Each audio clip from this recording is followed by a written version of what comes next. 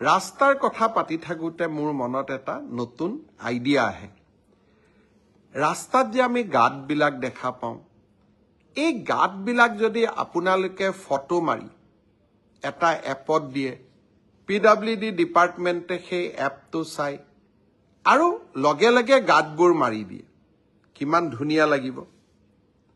তেনেকুৱা এটা আমি এপ খুলিব পাৰো নেকি সমগ্ৰ ৰাজ্যখনত নহলেও গুৱাহাটী তেজপুৰ যোৰহাট ডিব্ৰুগড় শিলচৰ এই 5খন চহৰত বাবে আৰম্ভণি পৰ্যায়ত আমি এটা এপ খুলিম যতে ৰাস্তা গাঁত দেখিছো আপোনালোকে তাৰ পৰাই ফটো তুলিব আৰু আপোনালোকে তাতেই সেই জায়গাটোৰ সংকেত দিব যাক আমি লেটিটিউড বুলি কওঁ বা আমি তাৰ জিঅ' ফেন্সিং বুলি কওঁ সেই জায়গাখিনিৰ জিঅ' ফেন্সিং কৰি দিয়াৰ লগে লগে PWD ডিপাৰ্টমেণ্টে এপটোত গম পাব অমুক জায়গাত ৰাস্তাৰ গাঁত হৈছে আৰু দুদিনৰ ভিতৰতে গৈ গাঁতটো মাৰি দিব ভাল নালাগিব জানো নতুন অসম মই আজি ৰাতিপুৱা আমাৰ বিষয়াসকলক কৈছো লাহে লাহে গোটেই অসমত কৰি কিন্তু 5খন চহৰৰ বাবে এটা এপ মুকলি কৰক যাতে যতেই ৰাস্তাত গাঁত দেখিব তাতে ৰাইজে ফটো তুলিব ৰাইজে লোক নিৰ্মাণ বিভাগক দিব আৰু লগে লগে গাঁতবোৰ গৈ আমি ধুনীয়াকৈ পথহলবিলাক নোহোৱা কৰি দিম মই ভাবো যে অহা বছৰ এপ্ৰিল মে মাহৰ মই 2 মাহ তেওঁলোকক সময় দিছো সুন্দৰ কৰি এপটো বনাই দিয়ক আৰু এদিন আমি সকলোৱে লগ হৈ এই এপটো লঞ্চ কৰিম কংগ্ৰেছৰ এজন সংসদে কৈছে যে ইয়াত মেলা হ'ব বিনিয়োগ নাহে মই সংসদ গৰাকীক অনুৰোধ কৰিম গুৱাহাটীৰ পৰা জাগিৰোডলৈ যাও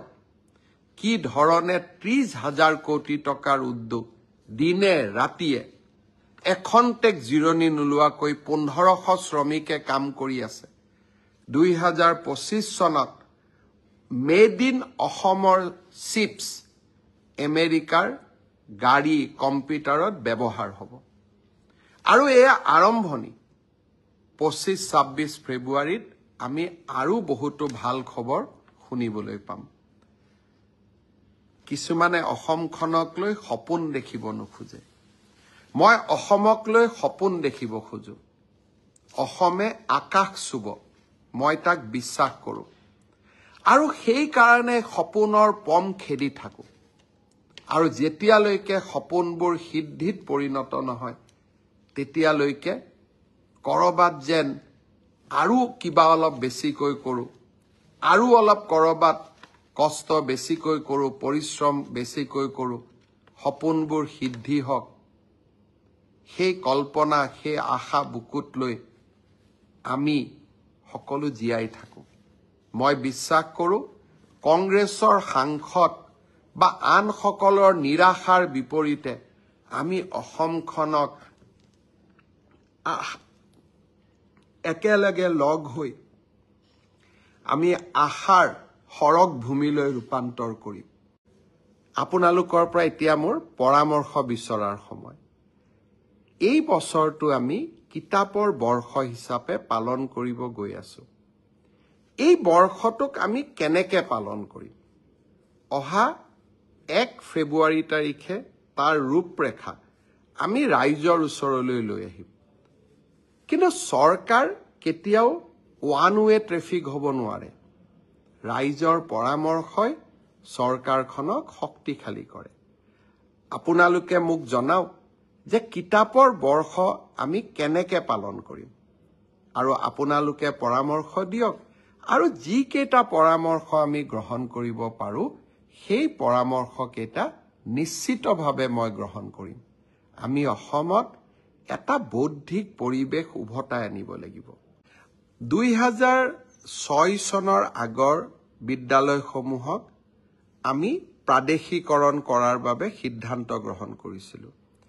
কিন্তু প্ৰাদেশিকৰণ সিদ্ধান্ত কৰিবলৈ যাওঁতে সেই সময়ত কিছু লোকৰ আক্ষেপ থাকি গৈছিল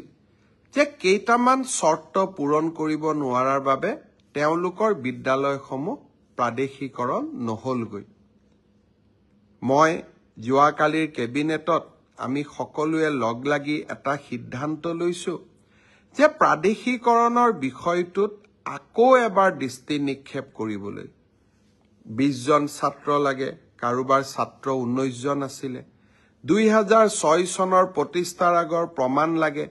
কিন্তু বসুন্ধৰা নাথাকাৰ কাৰণে মাটিৰ পাত্তা পোৱা নাছিলে।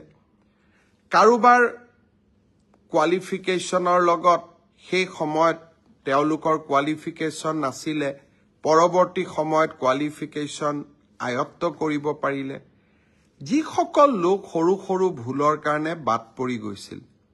তেওঁলোকক প্ৰাদেশিকৰণৰ আওতাত আনিবৰ বাবে শিক্ষামন্ত্ৰী ৰণোজ পেগু,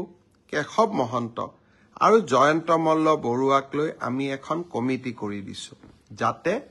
কমিটিখনে আমাক উপযুক্ত পৰামৰ্শ দিব পাৰে আৰু মানৱীয়তাৰ দৃষ্টিভংগীৰে আমি অন্তত কিছু লোকক সহায় কৰিব পাৰোঁ। তেনেকে যোৱাকালিৰ কেবিনেটত আমি আৰু এখন কমিটি কৰি দিছো, মন্ত্ৰী অজন্তা নেওগ আৰু মন্ত্ৰী পীযুষ হাজৰিকা আৰু ৰণোজ পেগুক লৈ পেলাই। এই কমিটিখনেও লগত মন্ত্ৰী অশোক সিংঘালো থাকিব। এই কমিটিখনে আশা কৰ্মী, মধ্যাহ্ন আহাৰ যোগান ধৰা ৰান্ধনীসকল আৰু অংগনবাদী কৰ্মী আৰু সহায়িকাসকলেও বিভিন্ন সময়ত উত্থাপন কৰি অহা দাবীসমূহো আকৌ এবাৰ সমীক্ষা কৰিব। সকলোৱে লগ হৈ অসমৰ জ্বলন্ত সমস্যাসমূহ সমাধান কৰিব পাৰোঁ। 5,500 শিক্ষক নিযুক্তিৰ প্ৰক্ৰিয়া চলি আছে, কিন্তু মই থমকি ৰোৱা নাই। 5,500 নিযুক্তিৰ প্ৰক্ৰিয়া চলি থকাৰ সময়তে নতুনকৈ আকৌ 4,500 পদৰ আমি বিজ্ঞাপন দিলোঁ। এটা এডিআৰই পৰীক্ষাৰ ফলাফল দিম আৰু লগে লগে নতুন পদৰো আমি বিজ্ঞাপন মুকলি কৰি দিম। আশা স্তব্ধ হ'ব নোৱাৰে। আমাৰ সপোনবিলাকক আমি পম খেদি থাকিম আৰু যিসকলে চৰকাৰী কৰ্মসংস্থাপন নাপাব, তেওঁলোকৰ কাৰণে মুখ্যমন্ত্ৰীৰ আত্মনিৰ্ভৰ অসম, ছেমি কণ্ডাক্টৰৰ দৰে অজস্ৰ উদ্যোগ, আমি সকলোৰে বাবে এখন সপোনৰ অসম ভূমি আমি নিৰ্মাণ কৰিম।